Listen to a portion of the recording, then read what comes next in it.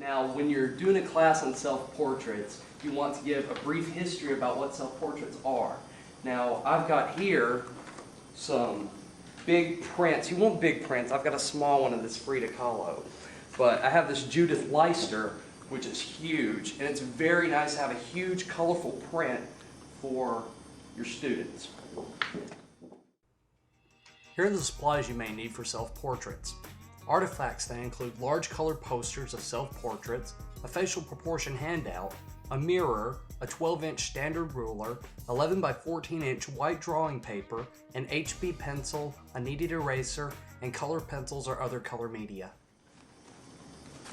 Alright, now when you do self-portraits with your students, they're going to be frustrated and they're going to want to do everything correctly, so it's very important to go over proportion. Facial, we'll start with the head. And the head is always divided halfway down the middle, vertically and horizontally. You want to go below this part right here on the lower half of the face, divide it in half as well, and divide the upper half.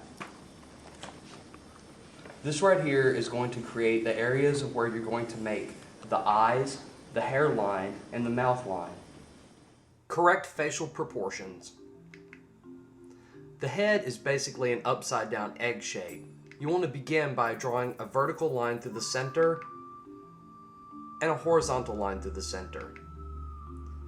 Then you'll divide both halves in the middle on the upper and lower portions. Then you'll add the brow line, which goes on the upper portion, and the chin line, which goes on the bottom. Notice I've already added the mouth line, which goes in between both lines on the bottom. Now you have the positioning of your eyes. Remember, the head is 5 widths across, so that can give you the right idea on how big your eyes are supposed to be. And they're lined up in the very center of the horizontal line of the head. And remember, the mouth extends to the center of where both eyes are, and that can give you a good idea to how wide the mouth is supposed to be. For the nose, I like to lightly draw an oval and it goes right in between to where the eyes are. The ears go from where the brow line is to the bottom of the nose. For the lips, I like to draw 4 ovals. And this can give you a good idea as to how the lips are supposed to look. Now there you basically have how your head, the correct facial proportions for the head. And then you can add your detail in.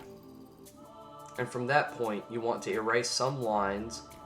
And remember, the width of the neck, you want to not have it so thin. You want to make it to where about the jawline is. And there you go. Right here, I have a chart on common mistakes and on the proper way to draw certain facial features. Here are some common mistakes made when drawing parts of the face. First, starting with the eyes. If you'll look to the eye on the left, you'll see it looks like an almond shape. It's very linear and the eye looks surprised. Whereas the one on the right has more detail and it looks more natural. Now, ears are not just a C with squiggle lines in it. There's more detail in it. If you look over to the right, the one at the top that looks where you can see inside the ear is part of the profile ear. Whereas if you're looking at a frontal portrait, the ear looks kind of squashed looking. Now the nose, there's many different kinds of ways that the nose can be drawn incorrectly. If you'll look, you'll see the top one on the left side looks kind of like an upside down mushroom. The one in the middle looks like an angle, just one line. And the one on the bottom looks like a pig's nose. Now, the nose is complicated, but you do want to indicate where the nostrils are, and they can be drawn as ellipses, and you want to barely indicate where the outside of the nose is. Now with the mouth, a lot of times when the mouth is drawn incorrectly, it's just a line with a few loops over the top and a half circle on the bottom. The mouth is much more complex than that. It has gentle sloping lines, and if you look, you'll notice that it does have a little bit more detail. Now, if you draw these generic parts of the face, you'll have something that looks kind of like Mr. Potato Head. But if you look at the details of your face and look at how things look more naturally, you'll have something that has a more natural look to it. Now, this isn't a self-portrait right here, but it does look more natural than the Mr. Potato Head look. Now, when you're doing this and you're doing a self-portrait, you're going to be looking in the mirror and you're going to want to put in, your details. Each face is different, and that's what makes our self-portraits about ourselves. And it doesn't look like just anybody. It's not just a face in the crowd, it's you. So you're going to want to look at the details. If you have a crooked nose, if you have crossed eyes, put that in there. That's part of you. So you want that to be, part of your self-portrait.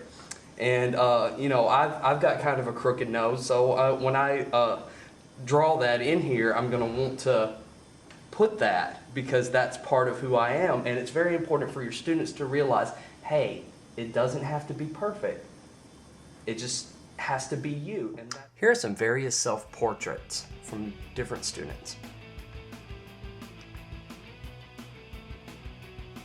These both have a very painterly feel. They're done in watercolor. These two right here are done in pastel. The one on the left has an ink drawing underneath. The one on the left here is done in watercolor. The one on the right is my personal self-portrait, and it's done in pastel. With these simple steps, you can try your hand at self-portraits, and you can discover something about yourself. Thanks.